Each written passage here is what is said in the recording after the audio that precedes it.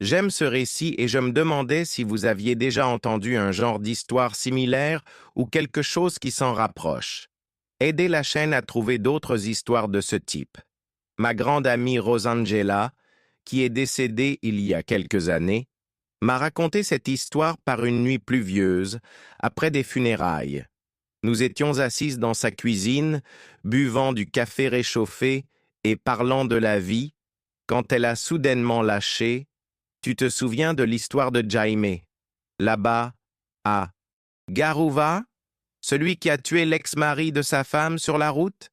Je me souviens avoir dit oui, mais sans en connaître les détails. Elle a alors commencé à raconter, avec un calme étrange, comme si elle avait gardé cela en elle pendant des décennies. Elle connaissait Jaime depuis qu'il était enfant. Elle disait qu'il n'avait jamais été une mauvaise personne, mais qu'il s'était brisé peu à peu, comme les gens ordinaires se brisent, sans que personne ne s'en aperçoive. Jaime travaillait la céramique. Il fabriquait des cadres et des pièces sur commande, toujours du lundi au samedi, sans jamais manquer un jour. Il a épousé Andrea en 2006. Ils ont eu une fille et vivaient dans une maison simple mais bien rangée, à l'arrière du terrain de sa belle-mère. Rosangela racontait qu'ils n'étaient pas le couple le plus passionné du monde, mais qu'ils semblaient bien s'entendre. Andrea s'occupait de la maison et aidait dans une pharmacie du centre-ville. Tout a commencé à se gâter lorsque le frère de son patron, un certain Marcos Batista, est arrivé à Garuva après des années d'absence.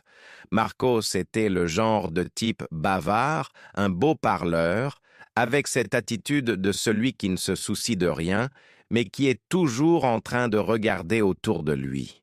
En moins de 6 mois, toute la ville chuchotait déjà qu'Andrea et lui étaient trop proches. Et Jaime? Eh bien, Jaime restait simplement silencieux. Il ne faisait pas de scandale, mais on pouvait voir qu'il se consumait de l'intérieur. Rosangela a dit que Jaime a essayé de résoudre le problème à la manière d'un homme silencieux. D'abord, il a demandé à Andrea, sans élever la voix, si elle était vraiment impliquée avec Marcos. Elle a nié. Puis il a redemandé, quelques jours plus tard. Elle a pleuré et a dit que ce n'était que des idées qu'il se faisait, que les gens parlaient trop. Mais Jaime n'était pas bête. Il a commencé à remarquer les horaires, les odeurs, les messages sur son portable qu'elle effaçait trop rapidement. Malgré tout, il est resté silencieux. Parce qu'il avait une petite fille, parce qu'il l'aimait encore, et parce qu'il ne voulait pas devenir la risée de tous. Mais il l'est devenu. Garuva est une petite ville, et quand les ragots y entrent, ils n'en sortent plus. Les gens ont commencé à le traiter de cocu de manière détournée. Les voisins, les collègues de travail, même des gens qu'il connaissait à peine.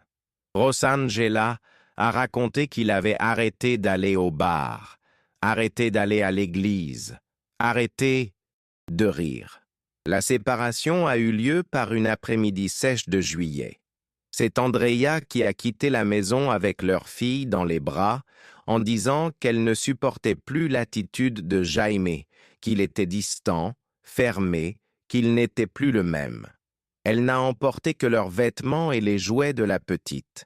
Elle a habité un temps chez sa mère, puis on l'a vue entrer et sortir directement de chez Marcos. À partir de là, il n'y avait plus de secret. La ville a confirmé ce qu'elle savait déjà. Jaime est resté seul, à pétrir l'argile à la poterie pendant la journée et à boire la nuit, enfermé dans sa petite chambre à l'arrière. Pendant des mois, il a essayé de faire machine arrière. Il a demandé à voir sa fille, il a imploré Andrea de revenir. Il a même cherché un avocat, mais la garde provisoire était déjà pour elle, et personne ne semblait l'écouter. Rosangela a dit que le pire a été quand Marcos a commencé à apparaître avec la petite dans les bras, riant devant la pharmacie, comme s'il était le nouveau père. C'est à ce moment-là, selon elle, que le regard de Jaime a commencé à changer. Il ne parlait pas beaucoup, mais quiconque faisait attention voyait que quelque chose fermentait. Le visage de Jaime est devenu plus sec, son regard plus profond, comme s'il avait désappris à se reposer. Rosangela a raconté qu'il a commencé à noter des choses dans un petit carnet, des horaires, des adresses, des plaques de voiture. Personne ne le savait à l'époque. Elle ne l'a su qu'après, lorsque la police a récupéré ses effets personnels. Mais elle se souvient de l'avoir croisé un jour au marché et qu'il avait simplement répondu à son salut par un signe de tête, le regard droit devant lui. C'était comme s'il était ailleurs. L'humiliation pour lui n'était pas seulement la fin de son mariage, c'était de perdre sa fille au profit d'un type qui sapait sa propre dignité jour après jour en public. Rosangela disait que la pire des vengeances naît du sentiment que personne ne fera rien pour vous. Et c'est exactement ce que Jaime a commencé à ressentir. Il a cherché un avocat, est allé au tribunal, a tenté de fixer une audience. Il voulait au moins le droit de voir sa fille le week-end. Mais les délais étaient longs, les décisions prenaient du temps, et Andrea, comme il l'a dit lui-même plus tard, faisait tout pour rendre les choses difficiles. Elle disait qu'il était instable, qu'il buvait trop, qu'il n'était pas en état. Et Marcos, bien sûr, était le bon gars. Il travaillait dans l'informatique, avait une voiture, offrait des cadeaux. Avec le temps, Jaime a commencé à être traité comme un simple dérangement. Même ses propres parents ont commencé à lui dire qu'il ferait mieux de tourner la page, de refaire sa vie. Sauf qu'il n'y parvenait pas. La ville le lui rappelait constamment. Les gens, le chemin vers le travail, les bancs de la place, tout portait l'odeur de l'échec. Et c'est à ce moment-là qu'il a commencé à penser que la seule solution était peut-être de se faire justice soi-même. Le jour du crime était un mercredi ordinaire, à la fin du mois d'octobre. La ville était lourde, avec cette chaleur humide qui rend tout collant. Jaime est parti travailler comme d'habitude, a pris le bus de 6h40, est descendu près de la poterie où il faisait du freelance 2 fois par semaine. Rosangela a dit que personne ne s'était douté de rien. Il semblait normal. Il a salué le chef d'équipe, a bu un café avec les collègues, a découpé quelques plaques d'argile. Mais à 10h, il a demandé à partir plus tôt, a dit qu'il avait un rendez-vous au centre de santé. Personne n'a posé de questions. Il avait déjà répété la scène auparavant, il savait qu'il suffisait d'avoir l'air calme. Il est rentré directement chez lui, il est entré, a verrouillé le portail et est resté à l'intérieur une vingtaine de minutes. Puis il est sorti à moto, avec un sac à dos noir sur le dos. À l'intérieur, il y avait une vieille veste, une bouteille d'eau, un t-shirt de rechange et un couteau de boucher, un de ces couteaux larges, avec un manche en bois. Il savait que Marcos avait l'habitude de passer par la route de Cèdre tous les mercredis vers 11h30 pour rendre visite à un client rural qui achetait du matériel informatique en gros. C'était un trajet hors de la route principale, un petit chemin de terre avec des eucalyptus des deux côtés. Peu de gens passèrent par là à cette heure-là. Jaime a garé sa moto quelques mètres avant un virage, dans une section où la végétation était plus dense. Il s'est assis sur une pierre et a attendu. Il connaissait l'heure, il connaissait le modèle de la voiture, il connaissait même le bruit du moteur. Quand il a entendu le bruit au loin, il a enfilé la veste sombre, a remonté la capuche et est resté immobile, le couteau enveloppé dans le tissu. La voiture est arrivée, a ralenti un peu à cause des trous, et c'est là que tout s'est passé. Rapidement, en silence, froidement. Jaime est sorti du bois avec le couteau déjà à la main. Marcos n'a pas eu le temps de réagir. Il a freiné brusquement, a failli perdre le contrôle de la voiture. Jaime a ouvert la portière du conducteur avec force, l'a tiré dehors par le col. C'était direct, sans cri, sans menace. Selon ce qu'il a dit plus tard lors de l'interrogatoire, il ne voulait pas parler. Il y a eu 7 coups, 2 au thorax, 1 au cou, le reste dans le dos et les bras, parce que Marcos a essayé de se dégager, a tenté de ramper pour s'éloigner. Mais là, il n'y avait nulle part où aller.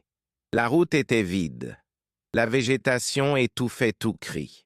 Quand il a eu fini, Jaime est resté debout à regarder le corps, haletant, du sang coulant sur ses bras. Il a dit qu'à ce moment-là, il n'avait rien ressenti.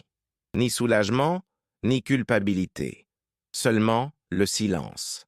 Il savait ce qu'il avait fait, et il savait qu'il ne s'échapperait pas pour toujours.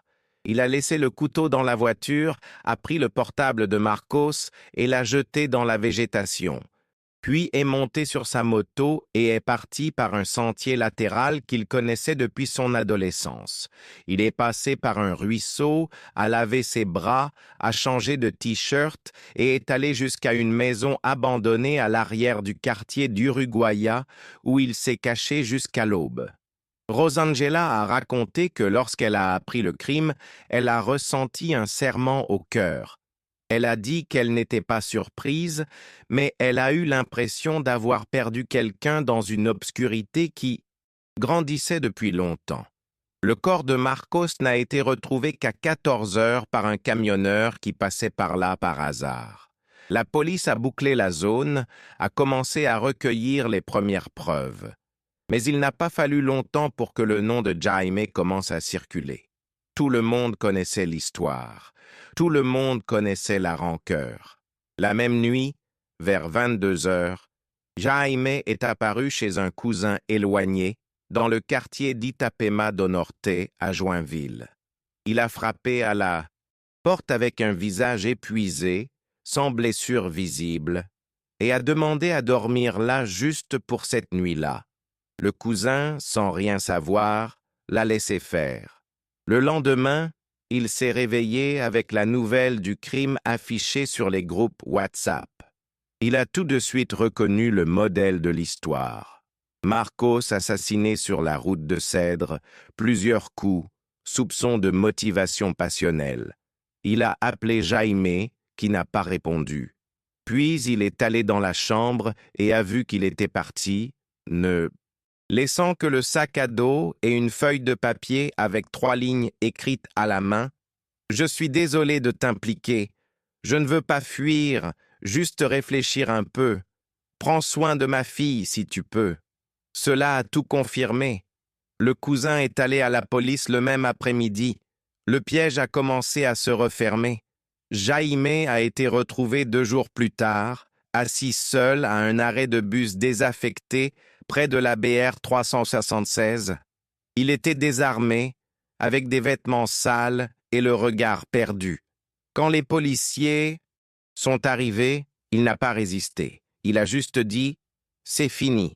Il a été emmené au commissariat de Garuva, où il a témoigné pendant plus de 5 heures. Il a tout avoué sans chercher à se justifier. Il a dit qu'il ne regrettait pas, mais qu'il n'en était pas fier non plus. Il a détruit ma vie par plaisir. J'ai juste rendu l'appareil. C'est la phrase qui a le plus retenu l'attention dans le procès. La ville entière a suivi. Il y a eu des gens qui ont dit qu'il avait fait ce que tout homme trompé voulait faire. Il y a eu des gens qui ont dit que c'était un monstre. Mais personne ne pouvait ignorer le fait qu'à un certain point de l'histoire, la justice avait cessé de fonctionner. Et Jaime a simplement explosé là où personne ne le voyait. Lors du procès, qui a eu lieu environ 1 an plus tard, le tribunal était plein à craquer. Rosangela a raconté qu'elle n'avait jamais vu autant de monde réuni à Garuva à cause d'un crime. C'était comme si toute la ville avait été convoquée pour donner son avis. Jaime est entré menotté, la tête basse. Il était plus mince, avec les cheveux coupés et une expression vide. Pendant le procès, le procureur a décrit le meurtre comme lâche et prémédité, a présenté des photos de la scène, des rapports, et a souligné que Jaime avait eu suffisamment de temps pour réfléchir et reculer, mais qu'il avait choisi de tuer. La défense a tenté de plaider la folie temporaire, a parlé de l'humiliation, de la douleur, de ses antécédents de souffrance émotionnelle, mais au fond, même l'avocat ne croyait pas qu'il s'en sortirait impuni. Ce qui a le plus pesé sur le jury, c'est la froideur. La façon dont il a attendu, dont il a planifié, dont il a tué sans hésiter. La condamnation est tombée en fin d'après-midi. 18 ans de prison ferme. Jaime a écouté la sentence avec le même visage qu'à son entrée. Il n'a pas pleuré, n'a pas réagi. Il a juste demandé à voir sa fille avant d'être transféré. La demande a été refusée. Andrea n'est pas apparue au procès. Selon ce qu'on disait, elle avait déménagé de ville quelques mois après le crime et avait coupé tout contact. Rosangela a raconté que, même après sa condamnation, Jaime est devenu presque une légende là-bas. Des gens juraient l'avoir croisé dans la rue, même s'il était en prison. D'autres disaient que la maison où il vivait faisait des bruits la nuit. Mais ce qui est resté le plus, c'est le sentiment que tout aurait pu être évité. Si quelqu'un l'avait écouté, si la justice avait agi, si le temps avait été plus rapide que la rancœur. Rosangela m'a dit que, quelque temps plus tard, elle a rendu visite à la mère de Jaime, Donna Lucia, qui vivait seule dans un coin de rue près de la voie ferrée. La femme avait vieilli, avec la peau très fine et le regard perdu. Elle a dit qu'elle ne parlait plus à Andrea, qu'elle n'avait plus jamais vu sa petite fille. Elle a raconté que son fils envoyait des lettres de prison de temps en temps, toujours courtes, toujours calmes. Une fois, il a écrit « Je suis devenu ce que les autres ont laissé de moi ». Rosangela n'a pas oublié cette phrase. Elle pensait que Jaime n'était pas seulement l'homme qui avait tué, c'était aussi l'homme qui avait été englouti par l'abandon, la honte, l'impuissance, et que si quelqu'un lui avait tenu le bras avant, peut-être que rien de tout cela ne serait arrivé. Mais personne ne l'a fait. En prison, Jaime est devenu une sorte de figure silencieuse. Il ne cherchait pas les ennuis, ne parlait pas trop. Il travaillait à la cuisine, lisait beaucoup, se tenait à l'écart des autres. L'un des agents pénitentiaires que Rosangela connaissait a dit qu'il semblait toujours ailleurs, comme s'il purgeait sa peine dans sa propre tête. Il n'a jamais demandé de réduction de peine, n'a jamais essayé de faire appel. C'était comme s'il avait accepté cela comme faisant partie du plan, et peut-être que c'était le cas. Peut-être que, pour lui, le crime a été moins une impulsion qu'une libération. Rosangela m'a dit cela avec regret, pas avec approbation. Elle pensait que Jaime avait été poussé à bout, mais qu'il avait aussi choisi de franchir la ligne. Et cette ligne entre victime et coupable est ce qui trouble le plus ceux qui écoutent cette histoire, parce qu'au fond, personne n'en sort indemne. Quelques années plus tard, Rosangela recevait encore des nouvelles sporadiques de l'affaire. Une voisine a commenté que la fille de Jaime avait grandi et qu'elle portait maintenant le nom de son beau-père. Une autre a dit qu'Andrea s'était officiellement mariée avec Marcos peu avant le meurtre, ce qui expliquerait la colère finale. Mais rien de tout cela n'est apparu dans les journaux, ni dans les actes du procès. C'était le genre de détail que seule la ville savait et qui se répandait dans les conversations à voix basse, dans les files d'attente à la banque, dans les salons de beauté. Rosangela disait que cette histoire n'a jamais été à propos d'un homme qui en tue un autre par jalousie. C'était à propos du silence, à propos de l'accumulation de petites chutes, à propos du genre de douleur qui se propage à l'intérieur jusqu'à devenir quelque chose d'irréversible, et que le système, la police, la justice, les voisins, regardent, mais agit rarement à temps. Après qu'elle m'ait tout raconté, j'ai passé des semaines à y penser. Pas à cause du crime en soi, qui était brutal et froid, mais à cause de sa construction, à cause de la lenteur avec laquelle tout s'est brisé et que personne n'a remarqué ou n'a voulu intervenir. Jaime n'était pas un psychopathe, ce n'était pas un bandit. C'était juste un homme ordinaire qui a été brisé de l'intérieur, jour après jour, devant un public silencieux. Et quand il a finalement explosé, tout le monde a fait semblant d'être surpris. Rosangela m'a dit que dans les jours qui ont suivi le crime, le plus douloureux a été le silence collectif. Plus personne ne mentionnait son nom en public. Les gens se regardaient simplement les autres avec une expression qui mélangeait la peur et le soulagement, comme s'ils disaient « Au moins, ce n'était pas moi, mais ça aurait pu l'être ». Le jour du crime, la route de cèdre était silencieuse, comme si le temps avait décidé de se figer pendant quelques heures. L'odeur forte de la terre humide se mêlait à l'arôme des feuilles sèches écrasées par les roues des rares voitures qui passaient.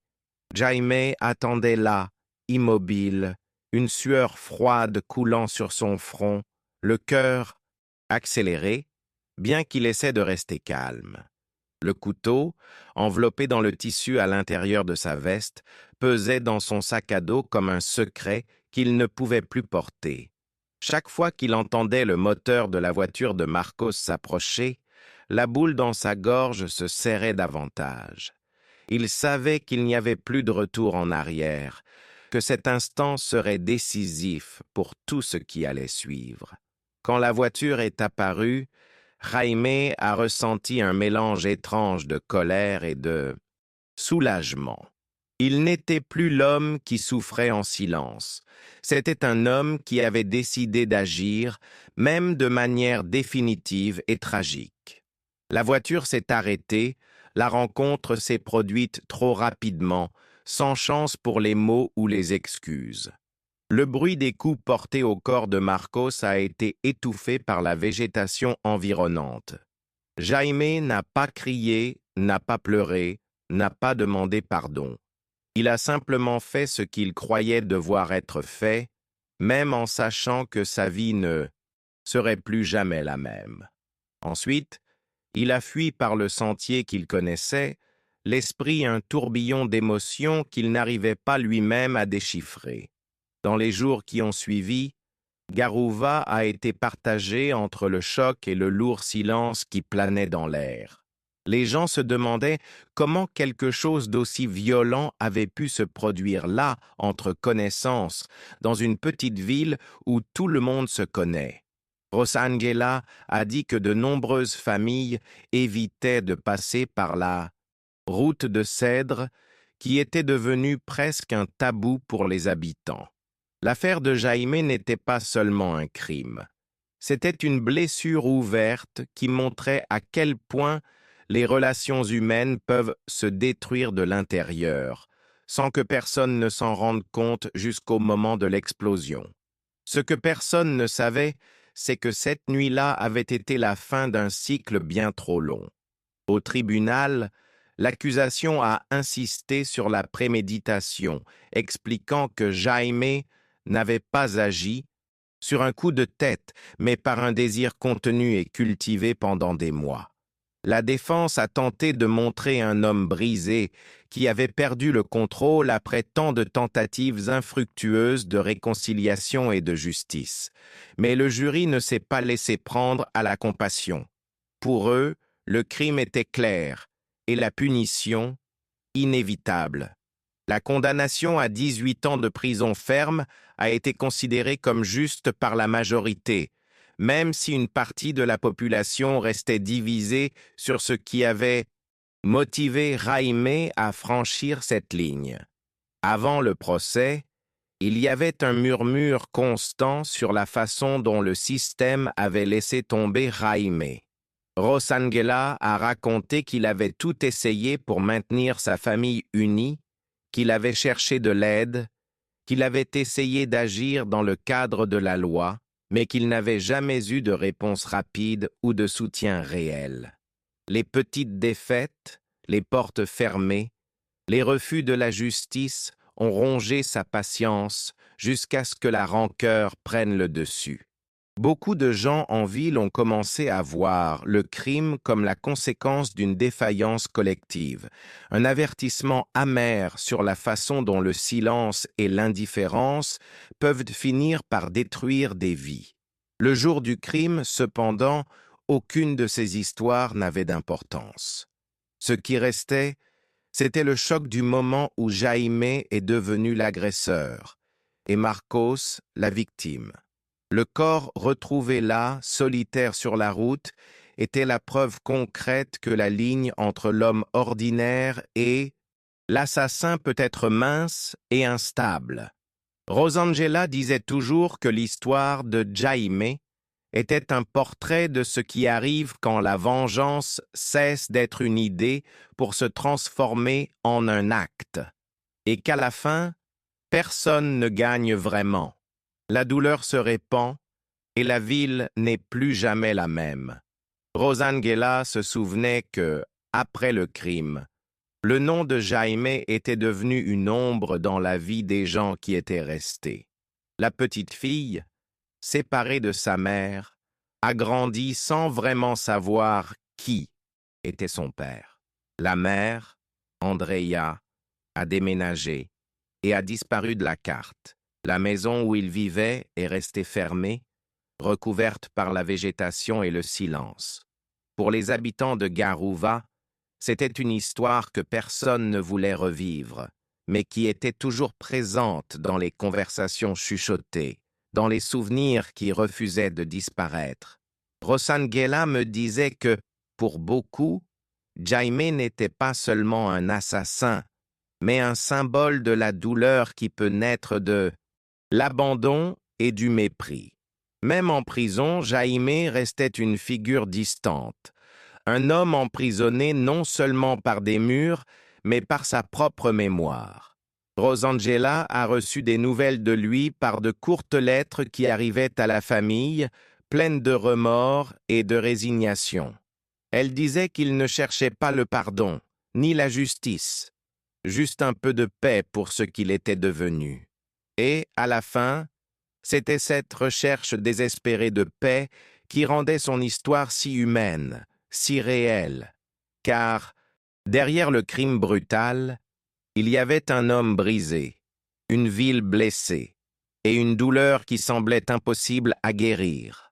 Rosangela disait que, même après tant d'années, l'affaire de Jaime était une blessure ouverte à Garuva.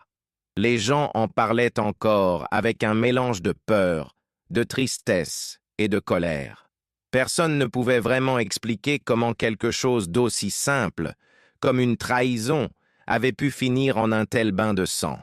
Elle pensait que ce qui restait n'était pas seulement l'histoire d'un crime, mais un avertissement silencieux sur ce qui arrive quand la douleur se transforme en vengeance, que tout le monde a une limite et que franchir cette limite peut tout détruire, des vies, des familles, des communautés. Elle racontait aussi que la seule certitude qu'elle avait, c'était que personne n'aurait voulu que cela arrive. Ni Jaime, ni Andrea, ni Marcos, ni la petite fille qui a grandi sans son père. C'étaient des gens ordinaires, avec des problèmes ordinaires, qui se sont perdus dans une spirale de chagrin et de silence. Et que peut-être, si quelqu'un avait regardé plus attentivement, s'il avait tendu la main avant, le dénouement aurait pu être différent. Mais personne ne l'a fait, et la facture a été payée avec du sang. Mon amie Rosangela m'a laissé ce récit pour que je n'oublie pas.